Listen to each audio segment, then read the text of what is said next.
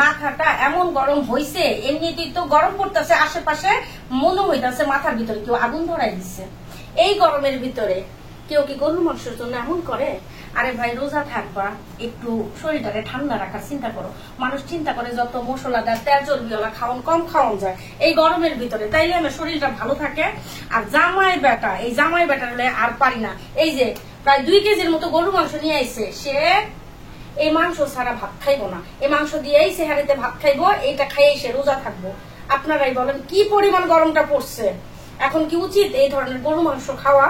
হ্যাঁ, এই জিনিসটাই আমি ওরে বুঝাইতে পারি না। কি আর করবো, বলছিলাম এই যে অলরেডি কিন্তু আমি মাছ ভিজাই দিচ্ছি। হ্যাঁ, মাছটা রান্না করি একদম অল্প মশলা দিয়ে, সেটা খাক ভোর রাত্রে। না, সেটা খাবে না, সেটা খেলে কেমনে হইব কন? আমার মাথাটা চেয়ে চেয়ে খাওয়ান লাগবো না তো? আমি না করলে তো সে আমার কথাটা শুনবে না, আমার কথাটা শুনবে না। আবার অল্প স্বল্প না, প্রায় 2 কেজির উপরেই হবে আমার মনে হয় গরু মাংস নিয়ে আইসছে। আমরা জিজ্ঞেসও করে নাই, তো আমিও বইলা দিছি একদম সাফ সাফ, ঠিক আছে? আজকে গরুর মাংস, ঈদের আগ পর্যন্ত যদি আর ঘরে গরুর মাংস আনে, ওইগুলা নিয়ে ঘরের ভিতরে আর ঢুকা যাবে না। তো যাই হোক, আজকে যেহেতু নিয়ে আসছে, এই যে কাইটা কুইটা লইলাম, এখন রানু জামাই বেটার জন্য। সাথেই থাকেন। আমার লাগে জামাই এত চালাকি করতেছে, জামাই মনে করছে আমি তো একদম সহজ সরল মানুষ, আমি তো প্যাঁচের কিছুই জানি না। আমার ভিতরে যে ভাই জিলাপির চেয়েও 1 গুণ প্যাঁচ বেশি আছে, সেটা জামাই এখনো বুঝতে পারে না, বুঝছেন? তা আপনাদেরকে দেখাবো এখন আমি কি করব। একটা কথা আছে না, শেরের উপর শোয়াশে। আমি তো জানি আমার জামাই আমার কথা শুনবো না, এক রত্তিও আমার কথাটা শুনবো না। সেজন্য আমি কি করব, এখানে 2 কেজি মাংস আছে, এখানে কিন্তু হাড্ডি নাই, বুঝলাম না?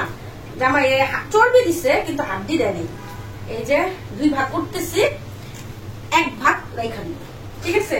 আবার যখন বলবে যে গরুর মাংস খাবো, সেটা নামাই আবার রান্না করে দিব। কারণ আমি যতই বলি আর রান্না করবো না, সেটা তো সে শুনবে না। সেজন্য এই বুদ্ধি, ঠিক আছে?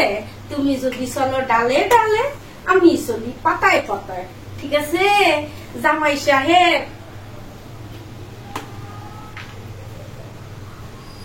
বুদ্ধিটা কেমন হয়েছে কোন তো? তার খাওয়া সে মানে কি বলবো, জামাই খাওয়া জামাই পাইলেই হইল। এই যে এগুলো এখন রান্না করব, আর এই যে এগুলো হয়েছে ফ্রিজে রেখে দিব। এটা কি বলে, সাশ্রয়।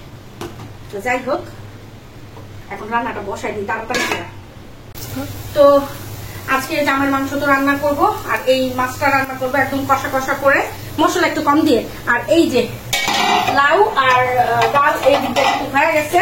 তো আজকে এই হচ্ছে আমার রান্না। এই গরমে, সত্যি কথা, এত গরমের ভিতরে রান্না ঘরটায় কাজ করা যে কত কষ্টের, আমার মতো যারা গৃহিণী আছে তারাই একমাত্র বলতে পারবে। সত্যি কথা, এরকম পদে পদে রান্না করা আসলে অনেক কষ্টের। এই কষ্টটা যদি শুধু ফ্যামিলির মানুষ গুলা একটু বুঝতো, তাইলেই হয়ে যেত, বিশেষ করে জামাই বেটা।